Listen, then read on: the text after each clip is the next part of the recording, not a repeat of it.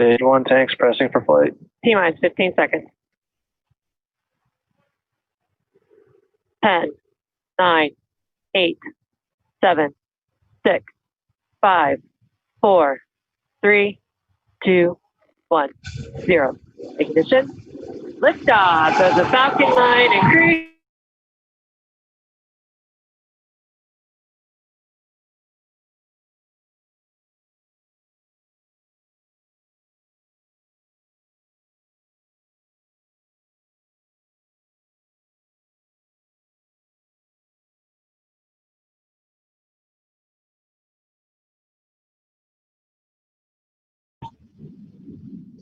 Good morning, good afternoon, good evening, wherever you are in the world. Welcome to SMAdvancedForum. Slightly unusual and unconventional start to the show this week or this month, but we've got some special guests, and that was a bit of a clue who we've got. Anyway, for those of you that don't know us, my name is Don Robinson. I am one of your regular hosts on SMAF.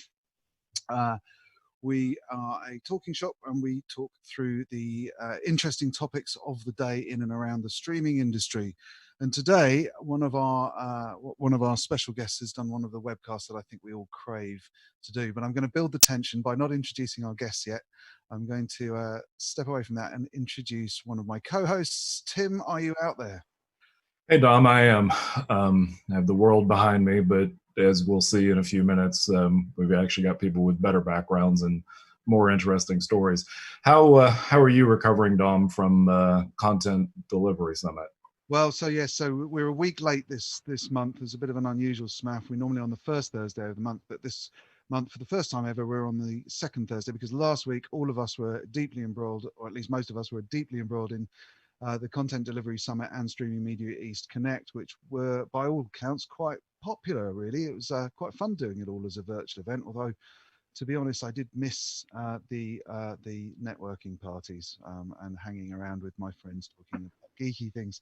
But of course, SMAF is the second best to that. And how are you, Tim? How did you recover from Content Delivery Summit? Yeah, I actually recovered pretty well. Your first day was a really long day. I mean, we had a great attendance. It was 8 hours of sort of nonstop meetings. Then the next day, I did a session with Nathan and representatives from Netflix and a couple other companies around AV1. And then I had a chance to take a break, stop, write an article about algorithms and player performance, which sounds completely exciting. But no, that worked really well. Let's see, I'm going to pass on to Mark East real quick, and Brittany will come to you in just a minute, and Bryan as well. So Mark, tell us, besides the babies, how has life been for you in the work world here in the last month? I'm not getting much sleep, I will tell you that, and it's not because of the babies. It's just all sorts of stuff going on. We're busier than ever, and all of it is a little bit new. Lots of new workflows and lots of figuring out how to, enable certain technologies for virtual events and that sort of thing. We're in the process of building out a new facility in the Bay Area, and so there's just a lot on the plate. So at some point, I will learn how to function better on 3 hours of sleep a night. And why do you have a spinning background behind you? Oh, I thought it was appropriate. I won't give anything away, but I thought it was appropriate. I also, you haven't seen my shirt yet. Oh yeah, huh? Good stuff. Well, Good Michelle's stuff. wearing. I won't ask how you're growing the kids' food at the moment if you're not leaving home. It's my hydroponic garden out in the back. Nice. All right, with that, I'm going to introduce our two guests, and I'll start first with Brittany. So we have Brittany Brown from NASA. Brittany, tell us a little bit about yourself and sort of why you're on here today. And we're fairly informal, as Dom may have mentioned, but we're going to start with you. Hi, everyone. Again, by way of introduction, my name is Brittany Brown, and I work at NASA headquarters in Washington, D.C. I am here joined by my colleague, Brian Walls, and we're here to talk about NASA and our approach to streaming for one of our biggest launches, our most recent launch that happened for the agency. A little bit about myself. I've been working at NASA for a little over 2 years, and I oversee digital communications at NASA. And so our digital team includes the team who's responsible for our NASA TV channel, which is a 24/7 channel that's on broadcast as well as delivered online. In addition to NASA TV, our digital team is responsible for social media, for photo, for public inquiries, for so many things. We have a big responsibility in terms of communicating what our agency is doing and keeping the public informed about national missions and the progress of those missions.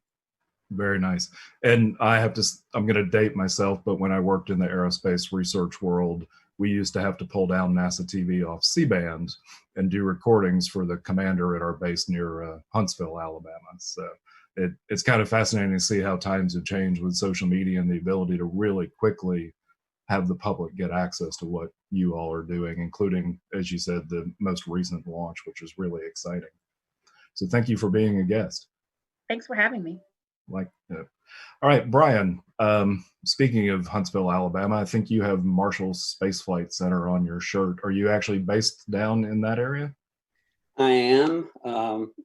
I've been in Huntsville working for NASA. This will be my 35th year. So been here a little bit longer in Huntsville at Marshall Space Flight Center, and have been working in the streaming area for a good while. My title is Deputy Program Manager of the NASA Imagery Experts Program, and we coordinate imagery, the technical side of imagery from capture through distribution across the agency. Very nice. And we're going to talk in detail. In fact, you've got a presentation here in just a couple minutes. So I have a question for you. I worked at Arnold Air Force Base, which is just north of you. And of course, we did a lot of work with NASA, Redstone, Marshall, etc. What are some of the biggest changes that you've seen in the 35 years that you've been in? Oh, wow. The world has changed a lot. One of the biggest to me is we used to get mail delivery twice a day, and that's where a lot of the work got done, is you go check your box 2 or 3 times a day to see if anything had shown up in those big yellow folders. Yep. Interagency mail. And now I can go 6 months without even checking the mailbox. I don't even have an actual mailbox anymore, and pretty much all I'm getting is some stuff from streaming media, and TV technology is all that comes. Well, and it's fascinating, sort of the old school print magazines, because you're right. I'd forgotten about the yellow envelopes, but as soon as you said that, we used to get M2 tapes, because at that point the DoD had standardized on M2 instead of beta, so we'd have to do conversions for people. But well, I will say that for actual high bandwidth delivery, it's still hard to beat FedExing an 8 terabyte drive. That's true. SneakerNet. I remember when we got our first Micronet 1 gig drive, we were so happy, but then we realized the only way to get stuff down to Huntsville for work we were doing was to get in the car and drive it down there, because it was a lot faster than waiting on FedEx. So Dom, I'm going to kick it back to you real quick and just talk a little bit about why we're here today with this special event. I think a lot of it stemmed from CDS, didn't it, when we were doing some of the presentations there? Yeah, so obviously, Bryan, we've met at several different streaming media events and so on, and I know we share some strange passions for different network technologies and so on and so forth. And it's really fascinating to me to understand the sort of workflows that you oversee. I think that there's probably several angles that we could explore through the SMAF forum today.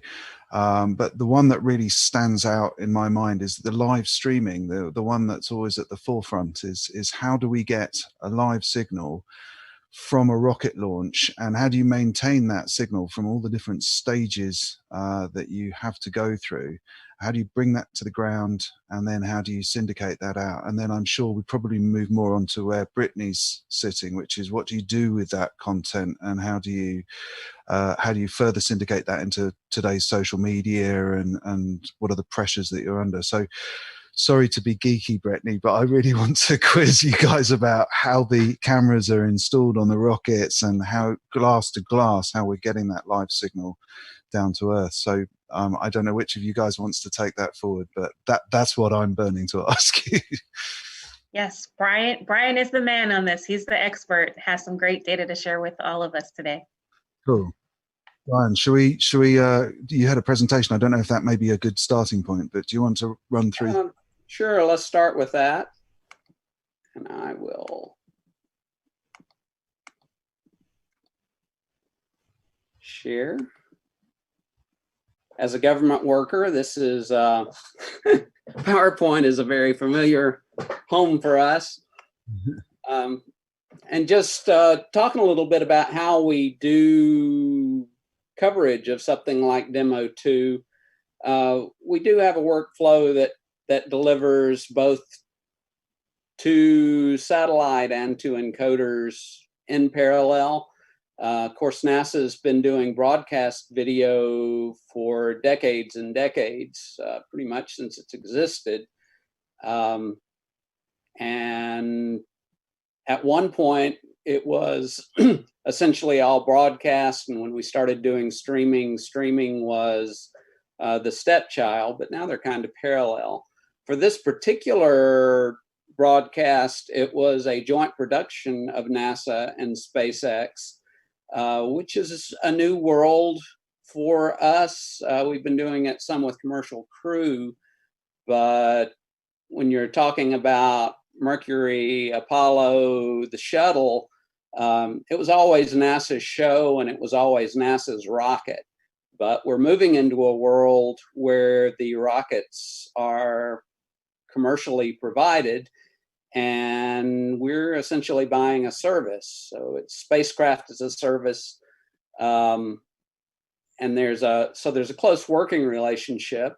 But clearly, SpaceX has an interest in sharing what they're doing. NASA has part of our charter is sharing what we're doing, and so in this case, the production was done by both teams working closely together. And when we were streaming, each of us did our own stream. So we were sharing the content, we shared that output. And SpaceX did theirs the way they do their launches. We did ours the way we do our coverage. And if you're looking at one or the other on the network, you're seeing the same show, but the NASA one's going to have a meatball up in the corner saying NASA. And in the show that we actually did, so for the Demo 2, you wouldn't have seen exactly the same thing if you were watching SpaceX, because NASA went from our main feed, covered when President Trump spoke. We broke for a press conference. But just a little background on what we do day to day. NASA has NASA television, and we actually have 3 channels that we send to satellite. One of them is called NASA TV Public Education, and it's the one that's mostly aimed at the public. One is NASA TV Media, which is obviously we're trying to put out feeds that are of interest to media outlets. And then the third is the NASA TV UHD channel. And right now it is a collection of really pretty UHD content that is just playing out on a loop. And we have the content that's on that available for on demand. And there's a Roku app that simulates live linear. We aren't currently doing a live linear channel there. But the 2 HD channels we stream, and they're streaming 24/7 all the time. And so for Demo 2, we were using both of those channels. And on media, we were putting out things, less commentary, no lower thirds for most of it, that sort of thing. Sometimes they were simulcast. And sometimes they were covering what was going on in the capsule while the public channel was covering a space press conference or whatever else. It was a long event. It was over 9 hours of live content with commentary, that sort of thing. And then the live part went on all night and into the next day until they were safely docked and had gotten on board. And all of this was happening while NASA is in stage 3 or stage 4 COVID-19 lockdown, which essentially means everybody's supposed to be working from home unless there's something mission critical. And it's always, so that was an additional challenge, scale back some of the things we might have done otherwise. So for the broadcast, through the launch, the shows were switched from the Cape. And I have a diagram showing some of what was going on at JSC, but of course there are also, or at KSC and at the Cape, but there were also feeds coming from Houston and from the SpaceX Control Center in Hawthorne, California. And then after the launch, they switched over to the content was coming out of JSC and Hawthorne. And the rest of the points that I have there, I'll talk about a little more. This is a picture of just the layout that we had for what was going on at KSC. I'm not going to try to delve into this a whole lot, but just to say that there's a lot going on. There were a lot of inputs. There was content coming in over bonded cellular, over fiber, over coax, remote cameras, and most folks probably don't realize it, but the Air Force runs a lot of the Cape facilities, and there's a separate NASA part, plus SpaceX has their own buildings. All of that was working together to feed in to the one show, getting into the main router. And then besides this, well, you can see down in the lower corner, it shows an encoder going to NASA television. And we also had streams coming in from JSC and Hawthorne.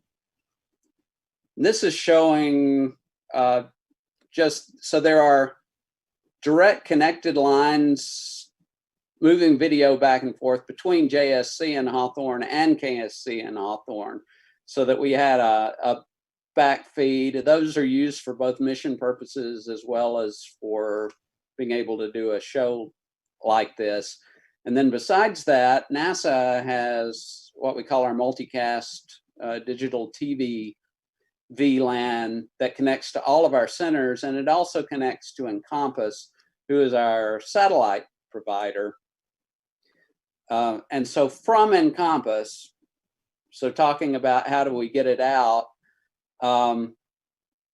we go to satellite, and from satellite, the NASA TV signal is free for anybody to pick up.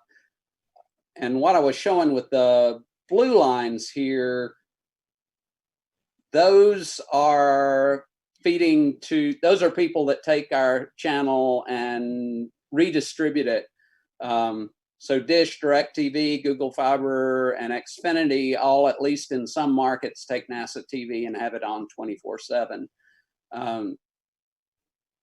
Some of the other ones, we send 24/7 streams out directly to YouTube, to IBM Cloud, to Akamai, which we embed in our pages and use in the NASA app. Pluto TV also gets one.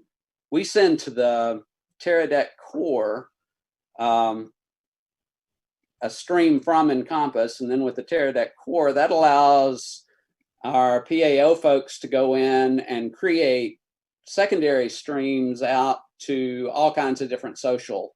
So this is some of the social media that we were going to during the event. And the ones that aren't tagged with anything, we don't always know who all is picking up our content and using it for, especially for an event like this. And if somebody does want to stream and is going to be redistributing it, they can get in touch with us and say, hey, we're doing this. Can you send it to our Facebook page? And so that's a capability that we have as well.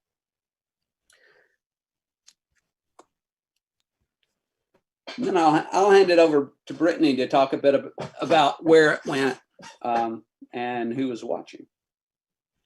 Yes, thanks so much, Brian, for setting that up. So since our founding in 1958, one of NASA's mandates is public dissemination of information. So trying to reach the largest audience possible. And this Demo 2 mission, the first time SpaceX sent astronauts to space, was definitely an opportunity for us to do that.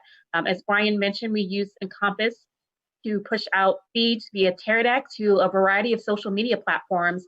And you'll see here just some of the numbers that we have, and I have some more numbers that I can share with you. But at peak on launch day, we had more than 10.6 million concurrent viewers watching both the NASA and SpaceX streams. As Brian mentioned, this was really big for us in that both NASA and SpaceX were essentially streaming, for the most part, the same broadcast. It has been the case for previous SpaceX launches, cargo launches in particular, since it's the first time sending astronauts to space, that they've had, before a SpaceX stream that was a little different than NASA. And we've seen comments online of like, hey, SpaceX, their cameras are better, or their feed looks better, I'm gonna watch over there. But this was a great opportunity for us to team up with SpaceX on this broadcast, to have a single place to point people to, but then also to have various points of entry. So we were streaming to the flagship at NASA Twitter account, and our Facebook account, and our YouTube account, and our Twitch account, our LinkedIn account. But beyond that, we realized, again, thinking of that mandate, reaching the largest audience possible, while we have millions of people who are following NASA on social media, millions of people who are following SpaceX on social media, there's value in having some surrogates and some brand ambassadors out there streaming this too. Brian mentioned that, sometimes folks will reach out to us and say, hey, you have this big event, we want to stream. You will give you the stream keys and the RTMP so you can put in Teradek so that we can stream to our pages. And that definitely did happen. I'll give you some examples of some of the organizations that work with us on this. We had the United States Marine Corps. They were interested in streaming. And I used to work for the Army, so I definitely have affinity for the Department of Defense and military service branches. So Doug Hurley, one of the astronauts who actually went to space, he is a retired Marine colonel. And so the Marine Corps was interested in either sharing our broadcast or having it pushed to their channel. I also had someone from the digital communications team at Discovery reach out and say, hey, we want to stream this. One of my colleagues also worked with Nat Geo. And so again, this is just a snapshot of some other places where this stream and conversation was taking place online. I have some numbers that I can share with you in addition to what Brian shared. We had a very popular event back in 2017 with the eclipse. And so for this particular event, we were thinking we'll never have, that many viewers watching this. We'll never top those numbers. But it actually was the case that when you combine the viewership just on YouTube alone for both the SpaceX account and the flagship NASA account, we had more than 56 million total viewers tuned in for this. And our channel, weeks after the launch, is still continuing to see a remarkable surge in viewers. To date, we've received up to 18 million views just on the NASA stream, and people are continuing to watch it. One of the tactics that has changed for us recently in the past year, for our streaming on YouTube in particular, being one of the largest search engines, is that, Brian mentioned we have our NASA TV channels. We have 24/7 programming. Those programming, that channel is available on our YouTube channel. So you can visit NASA, youtube.com/NASA and look at our 24/7 TV programming at any point. But what we learned from our YouTube partners as a best practice is that we should schedule individual broadcasts on YouTube so that people can set a reminder to come back to watch, and so that that particular broadcast and event is its own video and people can watch it on demand versus coming to a stream that is available 24/7. You don't know what time it started. You have to do, rewind or fast forward to find the actual moment that you want to see. And so having that tactic of being able to schedule this on YouTube, again, has paid off so many dividends for us. one of the data points that I saw and I pulled this morning, as of this week, we've received 90.5 million views, and this is 20 times as many as we've picked up over the previous 7-day period. And right now, we own the 23rd most popular YouTube destination in the United States, and SpaceX is following and trailing behind us in the 29th place. So again, we had specific strategies as it relates to streaming online. And while we have a small but mighty team, we saw the value in, if we're streaming to all of these platforms, it's more than just connecting it to Teradek and pushing a stream there. I made sure that in terms of staffing, that I had an individual person dedicated to each platform. So one of my colleagues, I said, okay, you're gonna be manning YouTube, meaning that the entire time we're broadcasting, you're in the comments, you're engaging, you're responding to folks. We have some questions teed up from subject matter experts so that you can answer the questions that we anticipate that we get. We had a similar colleague who was involved in Twitch. This was by far our largest and most popular broadcast that we had on Twitch. It peaked at nearly 400,000 simultaneous viewers, and the recording itself had almost 100,000 plays. Beyond people watching it, and I can share lots and lots of data of how many people watched it. What's great about this event is that it's enduring. People decided to follow NASA. This was an opportunity for them to connect with NASA, to connect with this mission, to be inspired by human spaceflight and what we're doing, and say, hey, I don't just want to watch this, but I want to sign up and subscribe to get even more content. As an example, on Twitch, our account added 481,000 new followers. On Facebook, we also added new followers, and this continues for all of our platforms that we streamed on. We use this as an opportunity to find new platforms to also stream on as well. So Daily Motion, we stood up a Daily Motion account and streamed to that platform to build an audience there.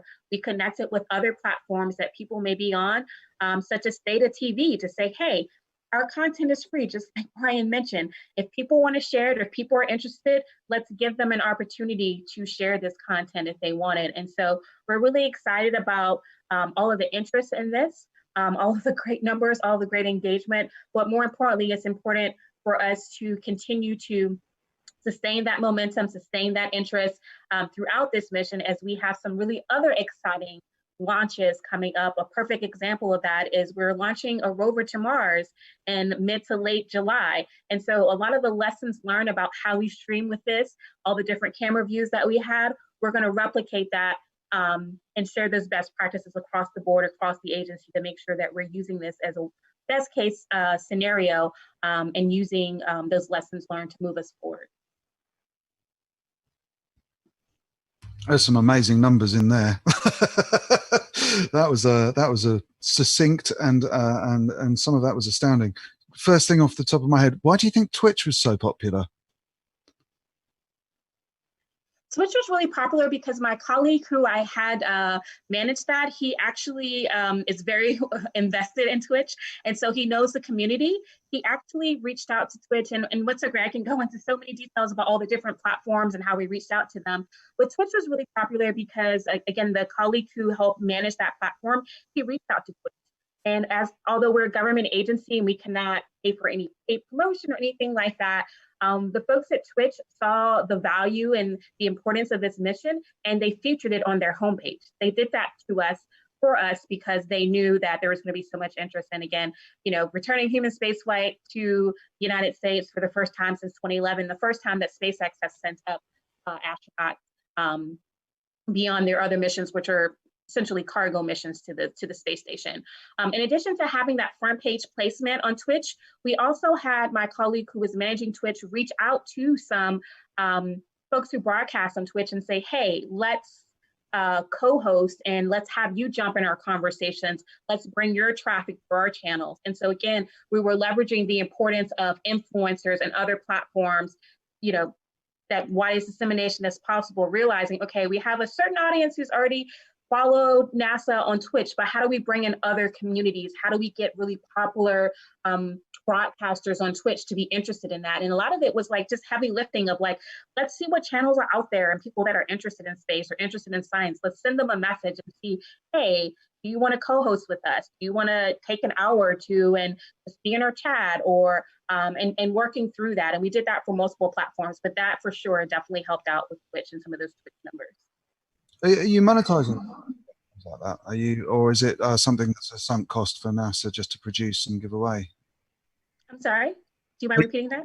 Monetizing? Are you putting like ad monetization into this, taking ad monetization revenue through YouTube and through Twitch and so on, or are you? Is it all free to air, loss leads, and you're not expecting to build a commercial revenue from it for NASA?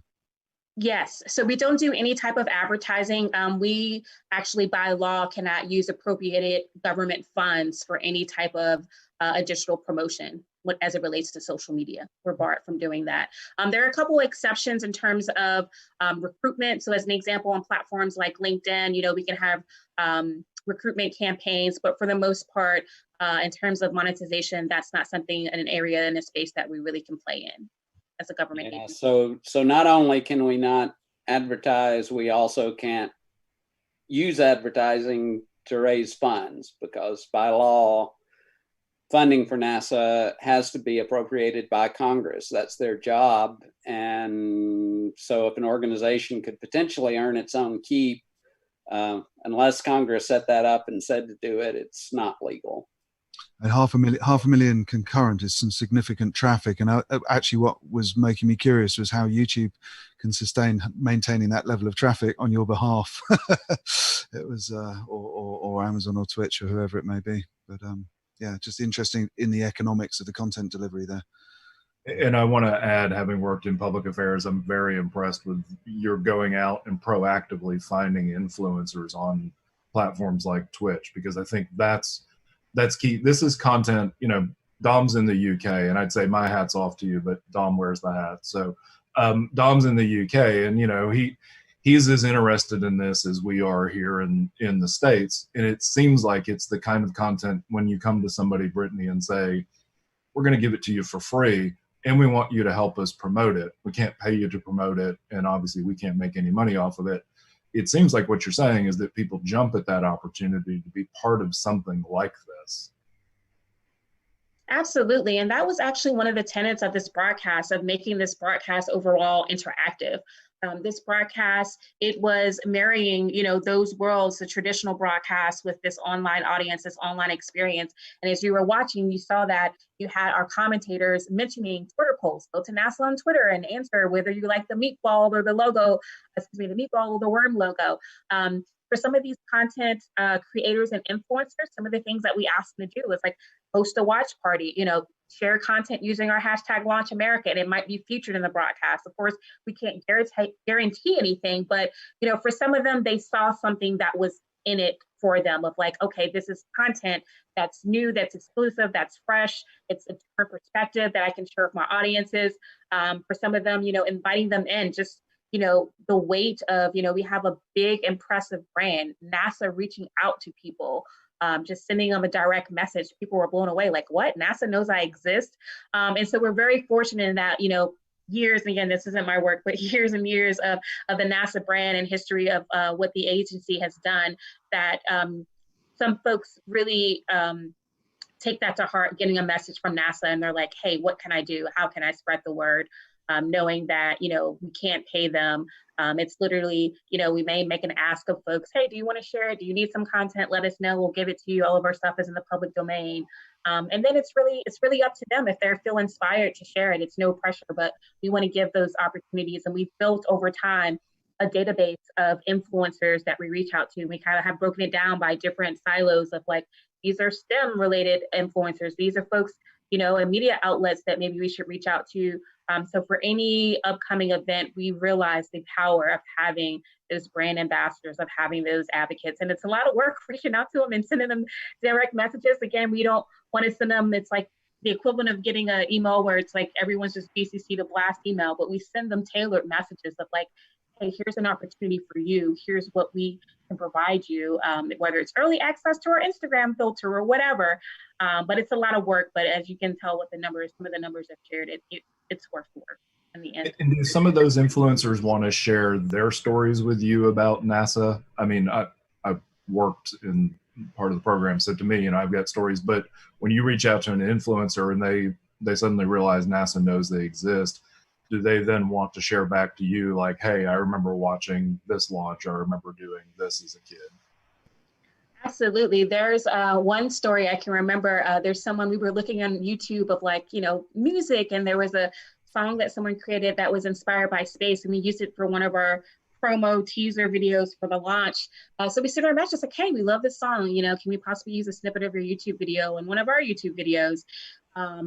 And as soon as it went live, I guess a couple weeks later, she was so excited, and the media picked up on it, and then it kind of went viral of like, hey, this was noticed by NASA, and it became a thing. But we love those moments because, again, we were trying to create a piece of content to get people hooked into it, but then she turned that into another story, and so it kept snowballing into even more. And you know, her building up her fan base now that people know her because of NASA, but again, it was NASA who noticed her first.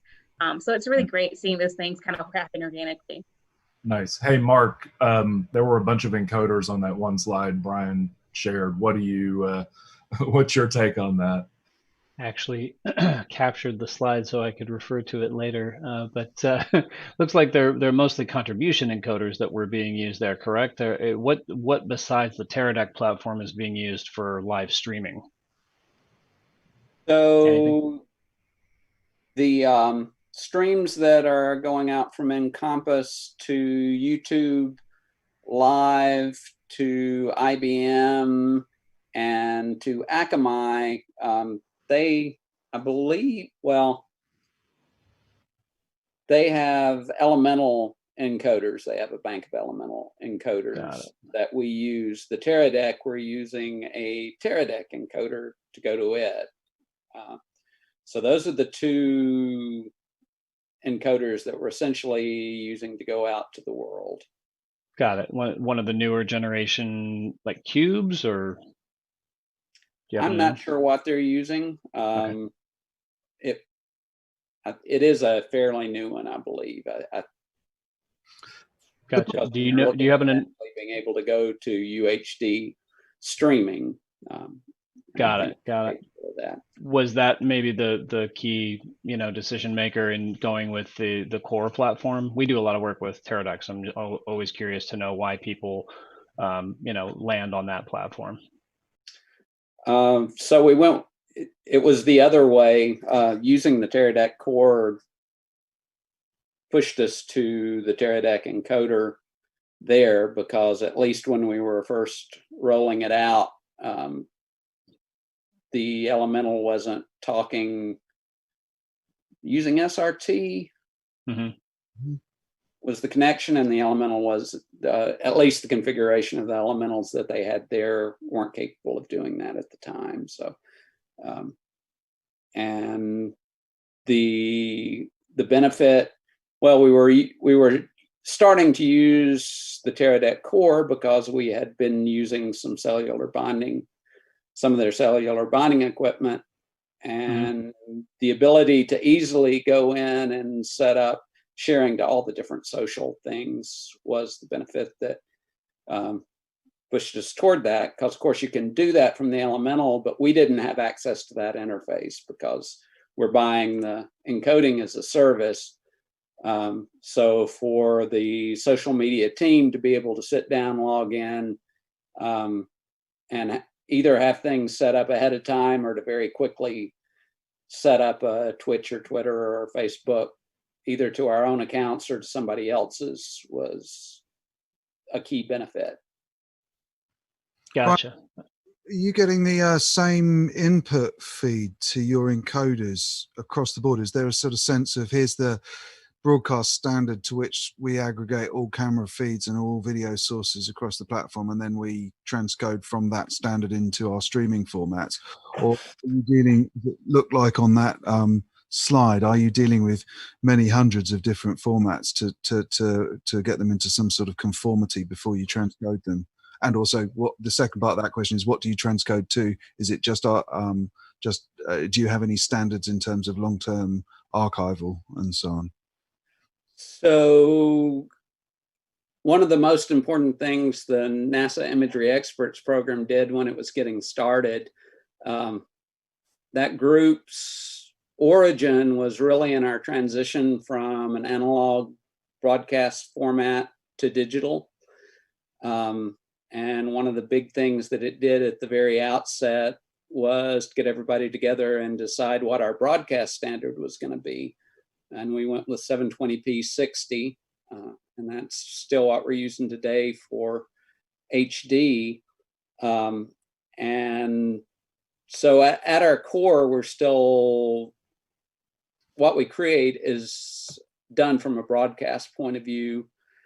And everything that's going to NASA TV is going to an encoder that our group manages. So each different center may have its own equipment for capture, and most people are capturing now in at least 4K or more.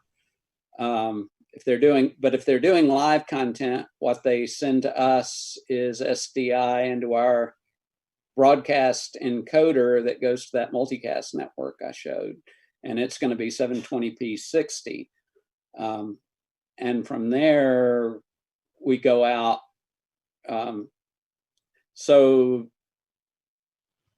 if we're doing something like this show, certainly we're going out from the Encompass facility, and that's where the encoders are. Sometimes we do that for other things. Centers do have their own encoders if we're doing a show that is purely intended for the web, which isn't all that unusual.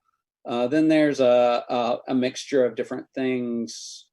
But typically we're going out at 720p following that same format. But whatever you're using, it's kind of between you and your endpoint on what they want. So whether that's RTMP or SRT or.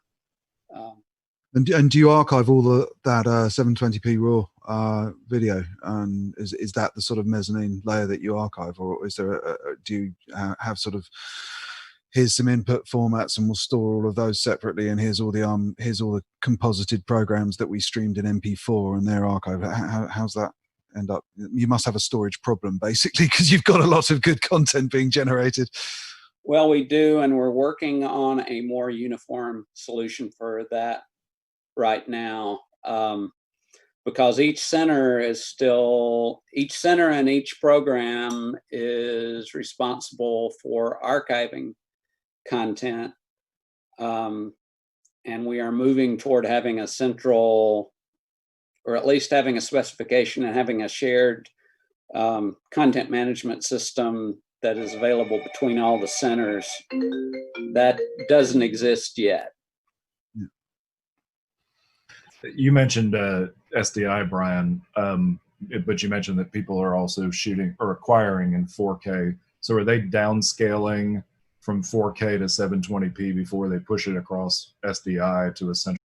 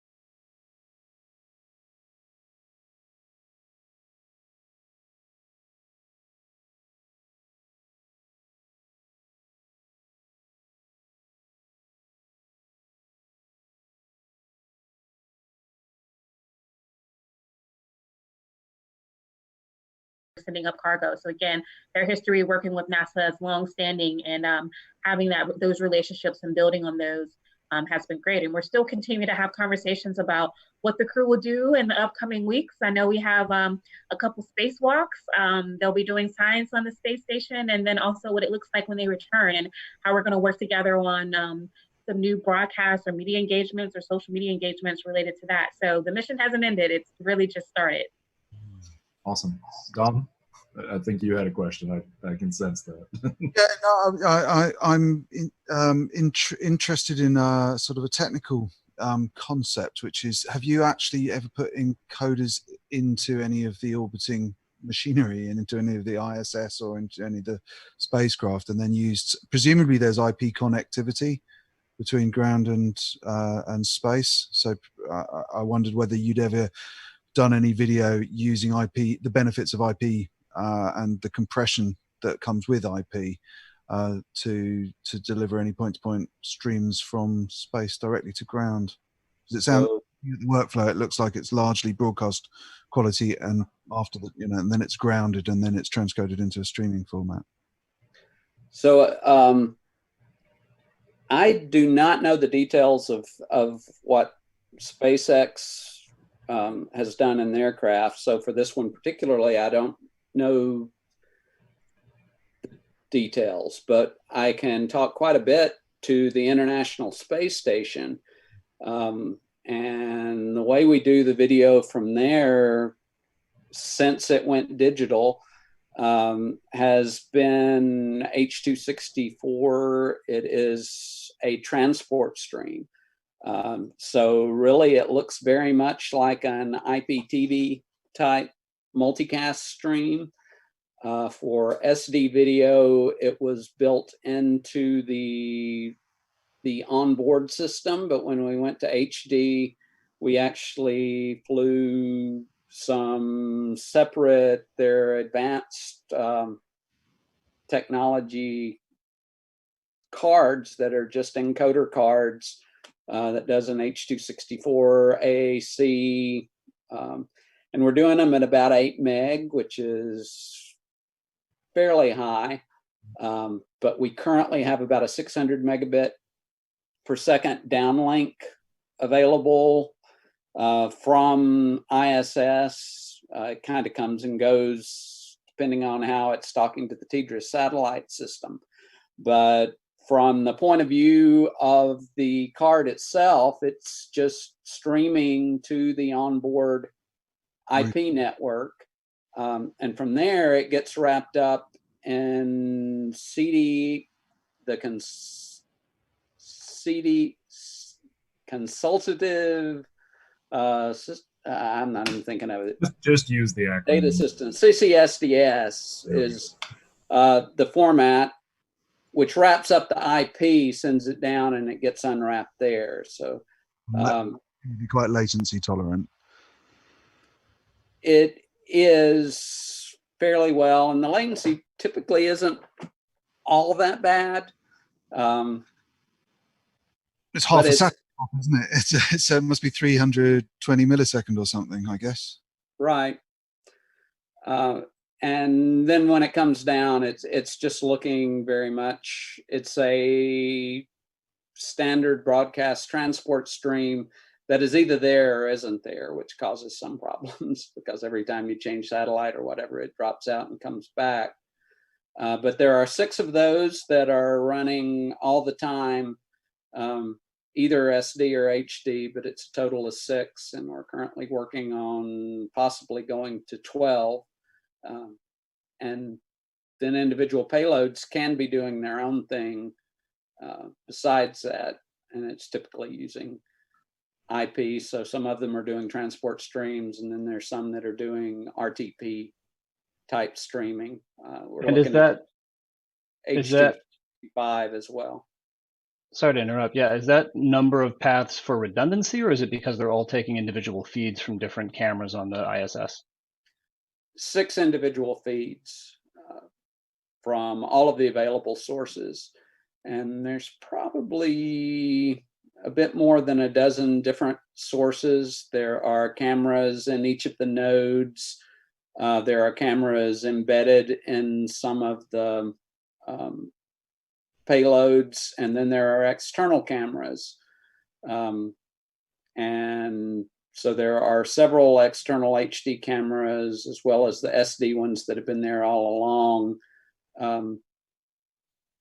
Those are still analog cameras that are being converted with PTZs, and we strap the HD cameras onto those, and there are.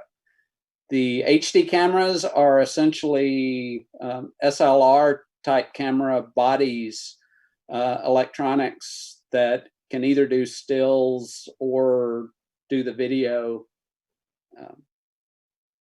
Gotcha. Any 4K imagery being captured yet, or has that not gone up?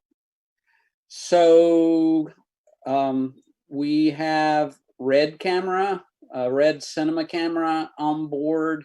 There have been a couple of other 4K cameras, but right now we have an 8K Red, I believe, but that it captures and downloads the file. We did a demonstration actually at NAB a couple of years ago. We did a demo of live stream down from station using the Red, so it was doing a UHD stream, but we don't have anything production currently. Gotcha, understood. Coming up on the end of the hour here, Dom, I have many nerdy questions. May I? We might have to go into a rapid fire one because we've actually had questions coming in from the floor, and I want to ask just a quick cheeky one. Brian, does anyone in the ISS, I'm thinking about in-flight entertainment, does anyone on the ISS allow them to use the IP link up there to watch Netflix or whatever it may be? I don't think anybody's watching Netflix, but they do have the ability, they can request movies, and they do upload digital movies that they can watch there. Near video on demand up there, is it? So Dom, are you saying you want to share your account password with somebody on the ISS just to see if they can watch Netflix? I want to know what stage we're at in space, whether it's video on demand or near video on demand or scheduled video on demand only. So anyway. So they do video chat. They can do, live video to their families and that sort of thing. But for entertainment purposes, it's store and forward type thing. Excellent. So we've got a question on the chat room as well. So Euclid's asking here, when NASA, he was interested in why he tried to watch on NASA and on the SpaceX stream, and he went for SpaceX because the NASA stream was 30 seconds behind. And he's wondering how. My guess is that was an HLS thing. 30 seconds sort of stands out, but. So we're certainly doing HLS, but I think SpaceX is too. So I'm surprised there was that much different. It probably depends on. I wasn't seeing that much of a difference. So you assumed, Don, that he was talking about the embedded streams in the two websites and not social? I guess so. I think my guess is it's going to be something's got right on the front of a GOP and something's got right behind three GOPs and needs to decache and probably start again and he'd be on time. But, and there was a second part to that question before we go to your rapid fires, Mark, which was the NASA stream was 720p 60 and the SpaceX stream was just 720p. Was there a reason? Well, 720p 60 is our broadcast standard. I'm not guaranteeing that the stream that you got was necessarily 60. All the frames is certainly something you drop quickly to get the bandwidth down. We may be doing 30 on our streams as well, but that's a different choice. Go on, Mark, go down your bullet list. I'm sure you've got loads of ones. It's his rapid fire session. Go. Okay, so you mentioned outages. You mentioned the satellite network that the ISS communicates with. Are there significant outages that are, hours at a time, and you have to kind of schedule around that for these special events that happen on the station? No, they are. So the space station goes around the Earth 90 minutes per orbit, and there are TDRS satellites are in geosynchronous orbit. So every 90 minutes, it's having to change satellites 2 to 3 times.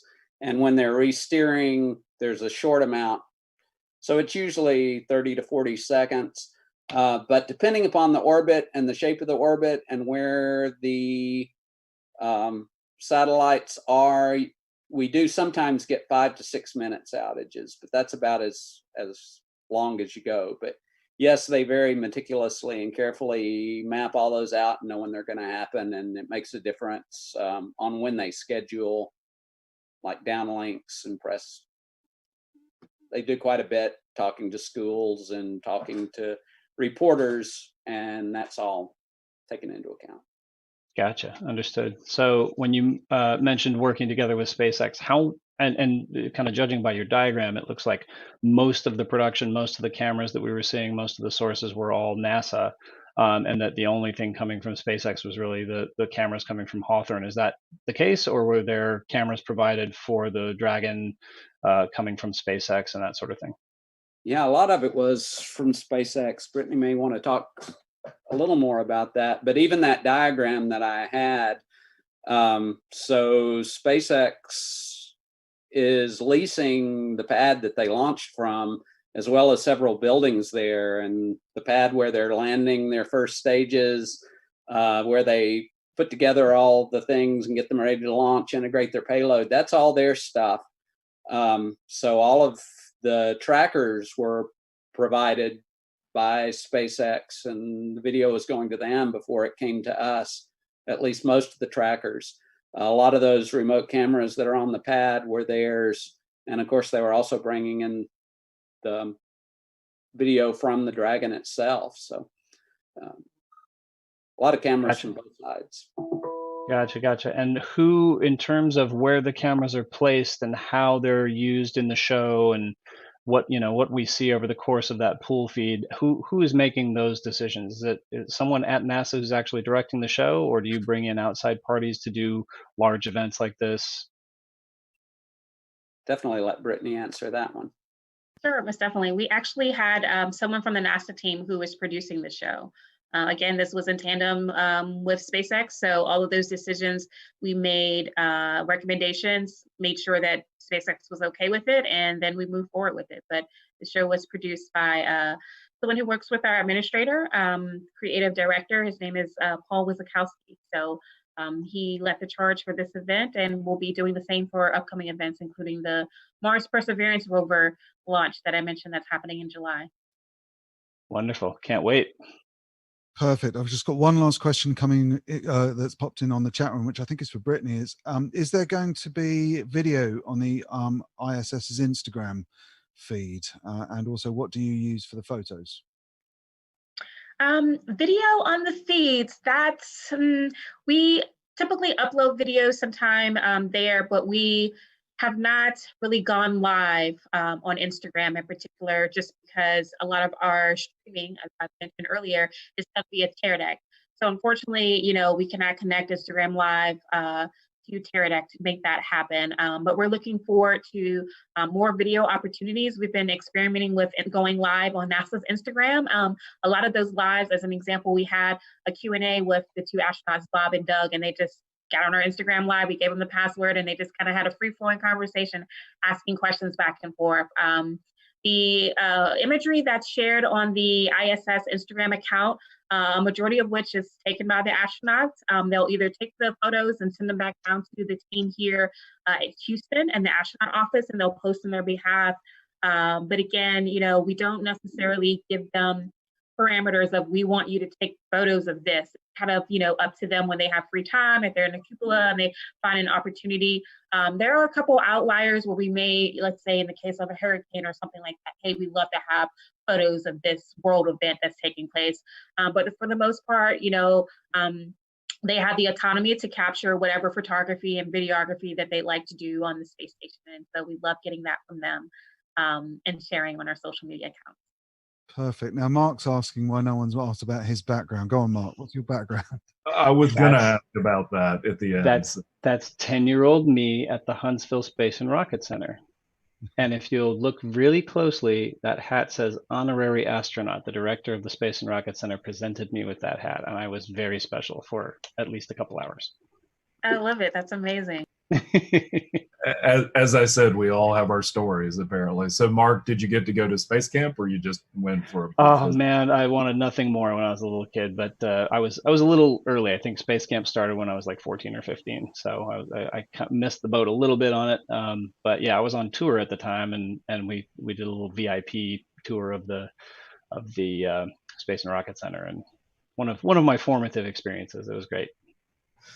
Nice. Well, I want to thank both Brittany and Bryan for being here today. Brittany, thank you very much for giving the perspective on sort of what happens once the content goes out to social media. It's really very good information. Thanks for having me, and thanks so much for Bryan for leading the conversation and putting together the slides. It's been great. And Bryan, you know, as Dom said, you've been around us in the streaming industry long enough to feel like one of the honorary founders of streaming, if not an honorary astronaut. We really thank you for your time, and especially for laying out on the programs and the slides exactly what it is that we're doing here from the U.S. perspective to get that kind of content out there as we do these historic launches. Well, I appreciate the invitation. It was good to talk. Dom, with that, I think we'll give it to you to wrap us up.